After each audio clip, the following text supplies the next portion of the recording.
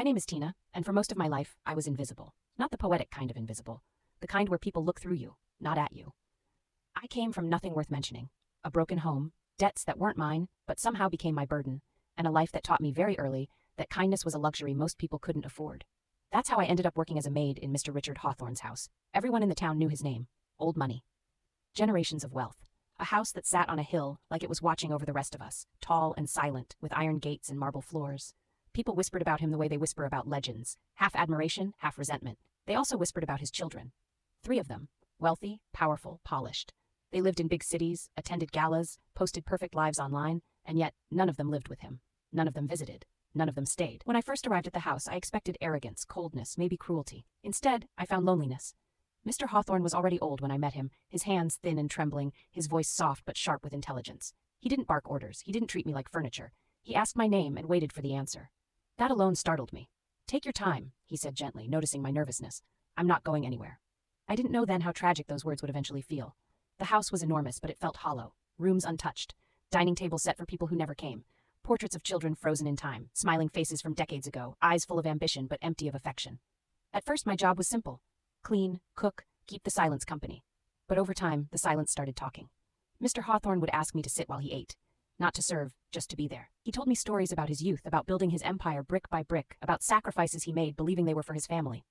"They don't call," he once said casually, like he was commenting on the weather. "They're busy, important people now." I nodded, not knowing what to say. But inside, something ached. Weeks turned into months, months into years. And slowly, without realizing it, I became more than a maid. I became the one who noticed when his hands shook too much to lift a cup, the one who reminded him to take his medicine, the one who listened, really listened, when he spoke. His children came maybe once a year, sometimes less. They walked into the house like guests at a hotel. Quick hugs, polite smiles, questions about finances, lawyers, investments, but never about him. They spoke over him, around him, like he was already gone. I watched him shrink every time they left. One night, after one such visit, I found him sitting alone in the study, staring at an old photograph. His voice cracked when he spoke. "They only love what I built," he said quietly, "not who I am." That was the night I realized something terrifying. He wasn't afraid of dying. He was afraid of dying alone.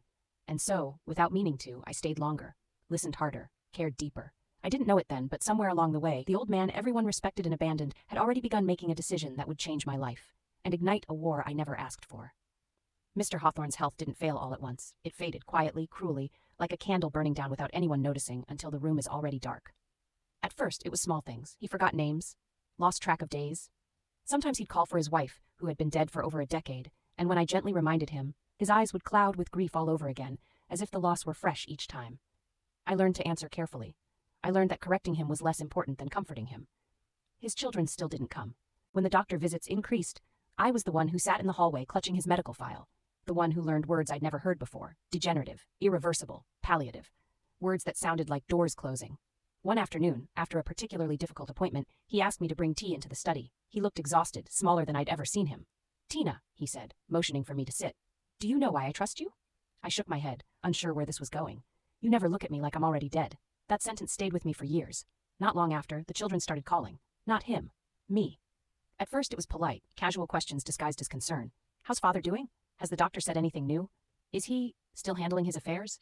I answered cautiously. I didn't want trouble. I didn't want attention. But something about their tone unsettled me. Soon, their visits increased, but the warmth didn't. They arrived with lawyers, not memories. They argued quietly in corners, flipping through documents, whispering about assets and restructuring. They spoke in future tense, like his presence was inconvenient. I watched Mr. Hawthorne notice. He noticed everything. One night, long after they'd left, he asked me to fetch his old safe from the study wall. My hands shook as I unlocked it under his instruction. Inside were documents, letters, and a worn envelope with my name written on it. I froze. "I haven't given it to you yet," he said softly. "I wanted to see if you'd stay without knowing." I didn't understand. "Tina," he continued, voice trembling, "I built everything I have believing my children would carry my values forward. But wealth doesn't teach compassion, and blood doesn't guarantee loyalty." I tried to protest, told him I was just doing my job. He shook his head. "No, you stayed when you didn't have to. You cared when no one was watching." Tears burned my eyes. I had nothing, no savings, no protection. And suddenly, this man, this powerful, broken man, was placing something heavy and dangerous in my hands. Trust. "I want you to promise me something," he said. "What?" I whispered. "That when I'm gone, you won't let them turn my life into just another inheritance." I promised. I didn't know then that this promise would make me their enemy, that it would bring threats, lies, manipulation, and force me to become stronger than I ever thought I could be. But as I held his frail hand that night, Listening to his breathing slow, I knew one thing with painful clarity. The man everyone called rich had never been poorer in love, and the poor maid he trusted had just inherited a responsibility far heavier than money. The final days came faster than I was ready for. Mr. Hawthorne stopped eating much. His voice weakened. Some days he slept for hours, drifting in and out of consciousness, like he was already practicing leaving this world. I stayed by his bedside as often as I could, reading to him, holding his hand, telling him small, ordinary things about the garden, the birds, the way the morning light still filled the house. On his last night, he was unusually alert. He asked me to open the curtains. "I want to see the hill one last time," he said. I helped him sit up, my heart pounding, every instinct screaming that this was goodbye. "Tina," he whispered, gripping my hand tighter than he had in weeks. "They will try to break you." I shook my head, tears spilling freely now. "You must not let them," he continued. "What I leave behind, it is not a reward. It is a responsibility." He smiled then, soft, peaceful. "You were my family when I had none." Those were his last words. He passed away quietly in the early hours of the morning, with my hand still in his. The house that once echoed with silence now felt impossibly loud. The funeral was grand. Of course it was. The children arrived dressed in black, faces perfectly arranged into practiced grief. Politicians, business partners, and distant relatives filled the church. People spoke of legacy, success, brilliance. No one mentioned loneliness. No one mentioned the nights he waited by the window, hoping someone would come. The reading of the will happened 3 days later. I wasn't supposed to be there. That's what they told me. But the lawyer insisted. When my name was read, the room changed. To Tina Miller, in recognition of her loyalty, compassion, and care, I leave the entirety of my estate. The words hung in the air like a gunshot. The children erupted. Shouts, accusations, chairs scraping the floor. One of them laughed, a sharp, cruel sound, like this was some elaborate joke. Their eldest daughter stood, eyes burning into me. "She manipulated him," she snapped. "She was a servant. This is absurd." The lawyer didn't flinch. "This decision was made while Mr. Hawthorne was of sound mind. The documentation is clear." I couldn't breathe. I had walked into that room as a maid. I walked out as the owner of everything they believed was already theirs. That was when the threats began. Phone calls in the middle of the night, messages that started polite and ended venomous. Offers of compromise, warnings about lawsuits, about ruining my reputation. One of them came to the house unannounced. "You don't belong here?" he hissed, standing inches from my face. "Give us what's ours and we'll make this easy." My hands shook, but I remembered Mr. Hawthorne's grip. His warning. They thought fear would bend me. They didn't realize fear had been my entire life. And this time, I wasn't alone anymore. They tried everything. First came the polite requests. "Tina, please, reconsider. This is family. You can't take what isn't yours." Then the guilt. "Do you know what this will do to your reputation? How could you take advantage of an old man's generosity?" Then came the threats. Whispered insinuations, veiled warnings, legal letters filled with big words I barely understood, but which were meant to intimidate. I listened to it all. I read every note, every email, every message. I felt the anger simmer in me. I could have crumbled. I could have given in. Most people would have. But I remembered his eyes. That night he told me, "They will try to break you." I realized something. The wealth itself wasn't the prize. The real challenge was integrity. I didn't respond with anger. I didn't beg or cry. I simply stood firm. I spoke calmly when I confronted them in the study one afternoon. They had stormed in, expecting me to panic, to beg. They leaned in, their faces twisted with entitlement and fury. "You can't do this," one of them spat. "It's our inheritance." "It's his choice," I said softly, almost politely. "He trusted me. That's what matters." Another tried emotional manipulation.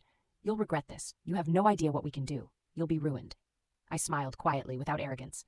"I have everything I need. The rest is up to you." The room went silent. They hadn't expected calm. They hadn't expected courage. And at that moment, I realized something essential. Power doesn't just come from money. It comes from standing tall when the world expects you to fall. From that day forward, I made a promise. I would honor him. Not by hoarding his wealth, not by flaunting it, but by using it for good. To help people who needed it.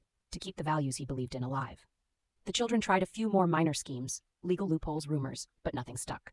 My resolve, and the fact that I truly had the moral high ground, made me untouchable. I transformed his home, his fortune, and his legacy into something that reflected what he had always wanted.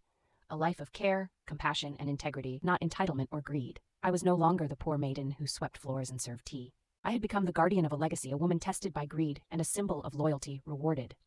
And as I looked at the people I helped, the communities I supported, I realized his wealth was never about money. It was about character. And I had proven mine. Months passed. The initial shock of the inheritance had worn off, but the children's obsession with taking back what they considered theirs never did. They came in waves. Phone calls, threats, offers, even attempts to sully my name through gossip and insinuation in social circles. Each time I faced them with the same calm resolve that Mr. Hawthorne had inspired in me. One afternoon they arrived together, dressed impeccably, eyes full of fury and entitlement. They expected me to cower, to beg, to offer a compromise that would leave them satisfied and me diminished. "I don't understand," the eldest said, his voice slick with practiced persuasion. "He would never have done this to someone like you. It has to be a mistake." "It's not a mistake," I replied, steady. "It's exactly what he wanted." They tried every tactic. Emotional manipulation. He loved us. How can you betray his family? Legal intimidation. We're hiring lawyers. You won't get away with this. Even the oldest tried pleading. Think of him. Think of his legacy.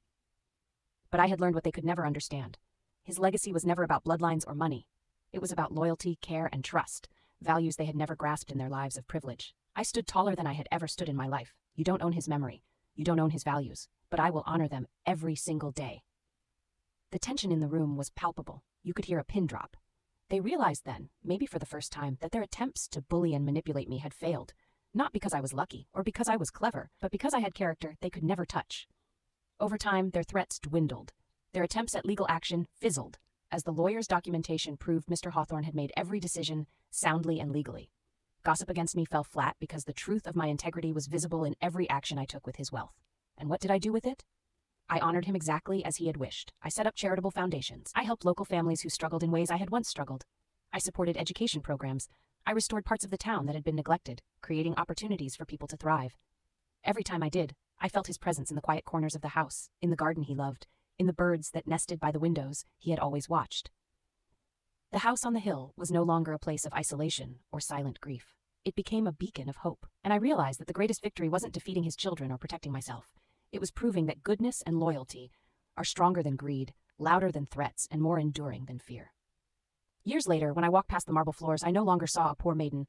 I saw a woman who had been tested, tempered, and transformed. A woman who had inherited not just wealth, but a purpose. And I knew, deep in my heart, that Mr. Hawthorne, wherever he was smiling, because his legacy had finally lived exactly as he intended.